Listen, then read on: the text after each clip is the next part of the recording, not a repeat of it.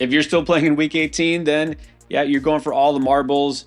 Time to take home a championship. And of course, you need to make sure you get your start sit decisions right, especially wide receiver. But the tricky thing about week 18 is we're not going to have every player available because some teams, a lot of teams in fact, are locked into their playoff positioning. Before we get to the must starts, we're actually going to go tier by tier through each receiver instead of game by game because yeah, we just don't know exactly what's going to happen. And in fact, we're going to start with the players you probably won't have in week 18. Now for this list, going off of the information we have available early in the week, of course, we don't know exactly what's going to happen come game time, and we can't believe everything that coaches say. We know that for sure. As of right now, these are some players you're going to have to anticipate either will not play at all or might get very limited snaps. So just be prepared to pivot off of these guys. First, it's Nico Collins. I mean, just one of many Texans who carried you into the playoffs most likely, only to let you down. Look, he probably will not play. The Texans have had enough injuries at receiver. They cannot afford to lose Nico. And they're one of those teams that's locked into the playoffs, but isn't fighting really for seeding. They're already set at the 4, so you can't anticipate that Nico would get a lot of action, if any. Then the Philadelphia Eagles, you know they're going to rest their players. The only one you really maybe have a question about is Saquon Barkley because he's going for records. Yeah, A.J. Brown, Devontae Smith, they're not going for anything. These guys are probably going to sit. So AJB and Devontae Smith were both great last week, even with a backup quarterback. But look, we might see third, fourth string receivers, a third, fourth string quarterback. Who knows at this point? But I wouldn't count on either of these Eagles receivers playing.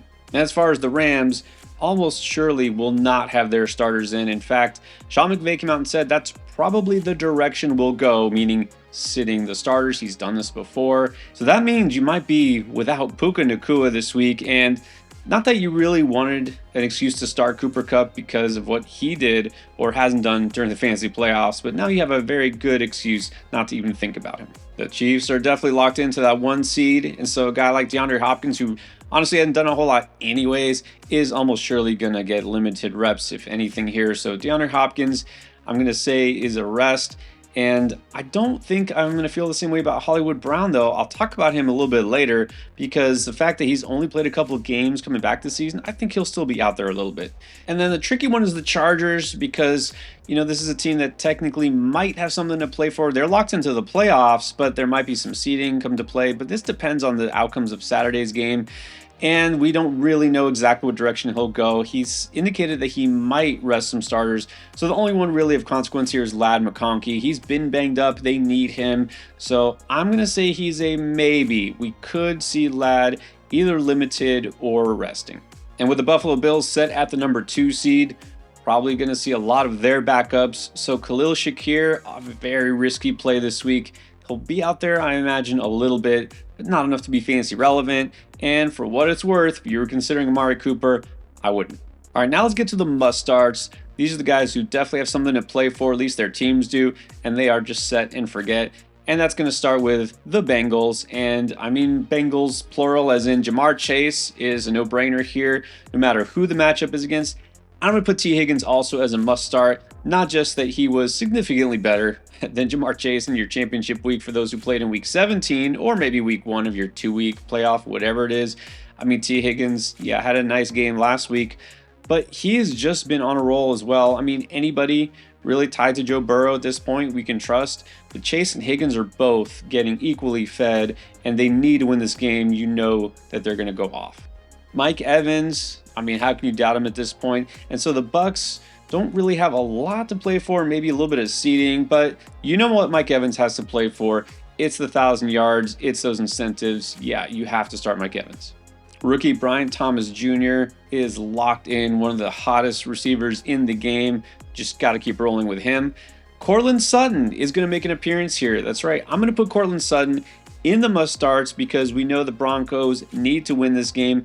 And they're playing the Chiefs, who absolutely don't. So they're going to probably have a lot of their backups in on defense. I mean, with Sutton's target share, he's been so productive. He's been pretty much a strong start throughout the entire season. I'm going to bump him up a level this week with so many other players resting. If you have Sutton, I'm locking him in. And then what's probably going to be the best game of the week, definitely critical for both teams. Looking for the number 1 seed, it's the Lions and the Vikings. Of course, Jefferson is a no-doubter, and Amon-Ra St. Brown must start. The next level below, it's the strong starts. These are guys you should feel very good about. Probably no reason not to start them unless you're absolutely loaded at receiver. But again, there's a lot of those typical must-start players that aren't going to be available. So chances are you're playing these guys. Let's start with George Pickens. That's right, George Pickens, been up and down this season. Missed a couple of games, came back strong enough last week. And now he gets that Cincinnati Bengals defense. Look, he didn't have a monster game against them last time, but 74 yards and a touchdown. This should be a battle back and forth. The Steelers technically do have something to play for in terms of seeding. They're not going to rest players. They want to win. You know, this is not Tomlin's MO anyways. So yeah, against that Bengals defense, you pretty much have to start George Pickens. And then let's put Malik Neighbors back in the strong tier. After last week, I mean, can Drew Lock actually do something like that again or even close to that? I don't know. This feels like one of those random days of his life, but look, Malik Neighbors is so good. It shouldn't even matter who the quarterback is at this point. And again, going against the Eagles are locked already. They're probably going to have a lot of their reserves in on defense as well, and they're not playing for anything. So Malik Neighbors, just don't doubt him at this point. And then welcome Jalen McMillan to the strong start tier. I mean, what else does he need to do, right? Why are we even asking anymore? He's beyond just a flex option, beyond a streamer. He's got 6 touchdowns in the last 4 games, and in each of those last 4 games, at least 4 catches and 50 yards. I mean, there's a very high floor here, along with the fact that he's catching at least 1 or 2 touchdowns every game, and it's the Saints. So yeah, Mike Evans is going to get his, but as we saw last week, and again, over the past month, both these guys are going to get theirs.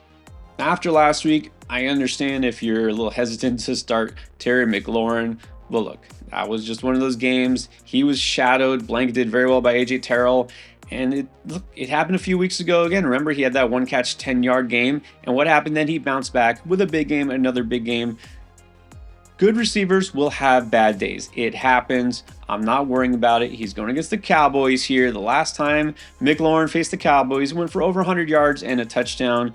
I think that he'll be fine. So yeah, disappointed as you are, don't bench Terry just because of last week. And I guess we shouldn't have doubted Tyreek Hill. I mean, who knows? In good matchups with Tua, he'll have a very disappointing game. And then with Tyler Huntley, for some reason, he has a big game. I don't even know anymore. I do know that Tua has a strong chance to play in Week 18. I know the Dolphins need to win to keep their playoff hopes alive. I know they're playing the Jets, which is obviously one of those teams that is just ready to pack it in and head to Cancun.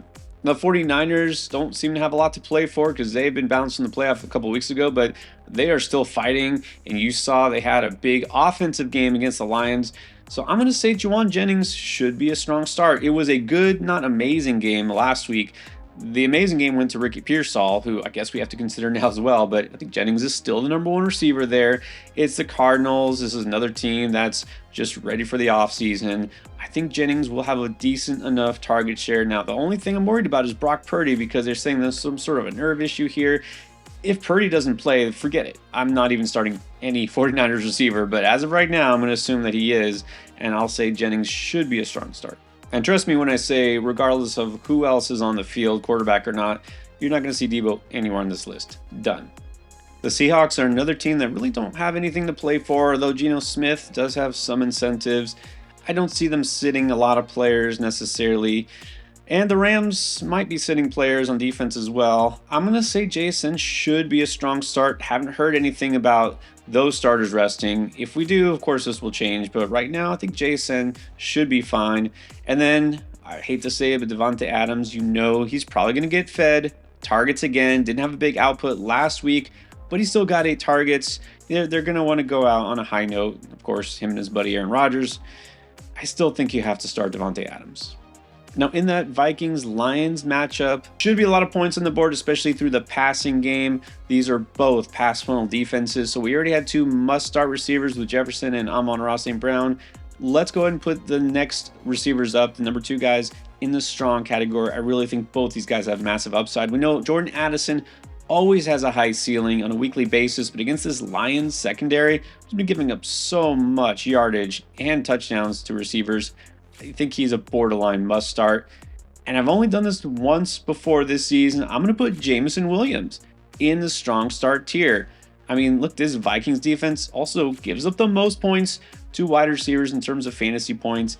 and Jameson Williams has been on a roll. One thing I've noticed that since David Montgomery went out, of course, they're having to lean a little bit more on the passing game, but Williams has been super productive coming off a big game last week. Why wouldn't he do it against the Vikings this week? All right, now we're going to go down to the solid start tier. These are guys that you can't guarantee will have big games ever, really, but they should be in line for at least a healthy amount of targets. We know they've been productive before, just some doubts about usage and or upside compared to the other guys. Just when we thought we could forget again about Jerry Jeudy, I guess we got reminded he's still the #1 guy there in Cleveland. Even with Dorian Thompson-Robinson, a ton of catches, decent amount of yardage, didn't score, but that's to be expected here. It's interesting because it's not a great matchup against Baltimore. I know in the first half of the season, the Ravens basically were the worst secondary in the NFL, but they definitely have patched that up with some moves they made. They're better. The Ravens, again, one of these teams that sort of have something to play for. They want to, of course, try to win the division there, but it's the Browns. I mean, how much do they really have to go out and do in order to beat Cleveland here? So I don't know if I feel strongly about Jeudy or anybody on the Ravens offensive side who we're about to talk about, but Judy's been getting the targets even with DTR. This could change if David Njoku plays. Remember, Njoku has been out. Tillman's not coming back, so forget that. So if Njoku does play this week, I might drop Jeudy down to a flex, but still, based on last week, let's say he's at least solid here in this game. And then for the Ravens, Zay Flowers, another guy you just wish you didn't have to think about. Another letdown last week, only 31 yards on 2 catches. Look, you can go both ways here because, again, they probably don't have to do a whole lot to beat the Cleveland Browns. But at the same time, it's not a good defense. And the last time that Zay Flowers did face Cleveland, he torched them 115 yards and 7 catches. So this is a risky one, but right now I'll say he should be at least a solid option and based on the options that are available. Starting any Chicago Bear receiver's got some risk, but Keenan Allen has at least been getting steady target share. Green Bay Packers are locked into the playoffs, but they're still going to try to win this game, so I'm only going to put him as a solid option here. And DJ Moore, the exact same thing. I feel like these guys are mostly floor plays here. Don't feel big games, but they should get you something. It was nice to see Drake London go for a big game. In fact, 100 yards, over 100, with Michael Penix Jr. as quarterback, 13 targets. That's what I'm talking about. We didn't see that in the first start, and it was not a really easy matchup against Washington. So you should definitely feel solid about Drake London. I'm only putting him here. I can't put him in the strong start tier because Atlanta probably will not have to pass the ball that much against Carolina. We could see Bijan Robinson go for 200, honestly. But I still think he gets you that very high floor. Drake London still has not been scoring touchdowns. That's the only thing. You just can't feel there's a very high ceiling here. And on the flip side, Adam Thielen. I know we just saw Terry McLaurin get completely shut down by this Atlanta secondary, but McLaurin always lines up on the outside, usually to the left. Thielen is a slot guy, so don't feel like you have to worry about the shadow here of AJ Terrell. That said, again, it's a decent, not great matchup. Adam Thielen, I'm just going to say is solid. I know he had a monster game last week. I don't think I anticipate that this week. With Calvin Ridley, it turns out this is basically where he belonged the entire season. They only has one 100-yard game on the entire year. Yeah, he's always going to get you something, but it seems like a big game is almost never in store. He's only scored a touchdown in 3 games this year, and I think I'm done trusting Tennessee Titans until further notice. So he's okay, but that's it. And what about Marvin Harrison Jr., another guy you wish you didn't have to continue to debate in your lineup? I'm going to look, at least he did something last week. It was semi-productive. We still are missing those big games. It's not a great matchup against San Francisco. I kind of feel like Cardinals want to go out on a high note here and get Harrison more involved, but at the same time, I can't trust it. And maybe there's a different rookie receiver in this game you should be just as interested in. Ricky Pearsall, hello? Last week, where did that come from? I mean, I'd like to say we can do it again, but again, got to worry about Brock Purdy, an elbow issue. I mean, what if he gets shut down for this game? If so, yeah, all bets are off. Forget the 49ers, period. But if Brock Purdy is still good and he's playing and Niners don't look like they're resting anybody right now, look, if Debo is a guy who probably will get limited reps or sit in this game, that could benefit Pearsall. But again, only if Purdy is the quarterback. So if that's the case, yeah, I don't mind taking a chance on Pearsall. Jacoby Myers finally found the end zone for the first time in 2 months. Again, he should be solid. You know, there's not a huge upside here in this Raiders offense, but hey, if the Chargers aren't, going full out because they don't need to, then maybe that helps him. I'm going to stick Garrett Wilson here in the solid tier. He's not getting the bulk of the targets in that offense, but hey, he's got the talent to do something with as many targets as he gets. And likewise, DK Metcalf, can never put him too low because of his big play upside. Kind of a disappointing year for him, honestly, but if he's still out there, again, Geno Smith's probably going to be firing away. He's worth a shot, so I'm going to say he should at least be solid. Now, at receiver, you're going to have a lot of flex options, but these are the only ones I would seriously consider unless you're in a super deep league. These are the guys who have a shot to actually contribute. And I talked about this earlier. If D-Hop is sitting for the Chiefs, I don't think it means Hollywood Brown is, even though he's a veteran, because he's only played a couple of games. I think they try to get a little bit of chemistry going with him in the passing game and work him in there, get him some targets. This could be a sneaky good Hollywood Brown game. I really don't want to recommend any Packers receiver at all, and I'm definitely not going to recommend Jaden Reed. No, forget that guy. Don't even think about it. And Dontavian Wicks is just way too touchdown dependent. I think Romeo Doubs might be the only one that you could flex here because he will get targets. He can catch touchdowns. Look, the Packers are supposedly still going to fight to win because that's what Matt LaFleur said, right? We want to win every game. And I think Doubs is the guy that if I absolutely have to consider a Packer, he'd be the one. And Marvin Mims flashed some upside last week for sure. 2 huge touchdowns. Broncos definitely need to win here. So again, this is more of like a Hail Mary play, but Mims has been coming on lately. With Puka Nacua and Cooper Kupp potentially sitting, it's going to be Demarcus Robinson who is next in line. Although knowing Sean McVay, it's probably going to be like Tutu Atwell or Tyler Johnson or Jordan Whittington or whatever. So I almost don't want to think about it, but you figure Demarcus Robinson should be the most logical option. And then for the Chargers, if Ladd is sitting, Quentin Johnston might have himself a game against the Raiders, so he can be flexed, but again, the risk, the floor is 0. And then last but not least, MVS. That's right, why not? Hey, he's one of those guys who got some contract incentive here. I think he needs to score a touchdown to get some sort of a bonus. Look, why not, right? Just why not? You need some upside. This is a Hail Mary play. It's the Saints. Marquez Valdes-Scantling for the flex, for the win, sure. Now, of course, a lot can change from now until the weekend. That's why we live stream for you before the game. So hit notifications and subscribe if you haven't yet. And check out the playlist for this week with everything you need to know to bring home your championship.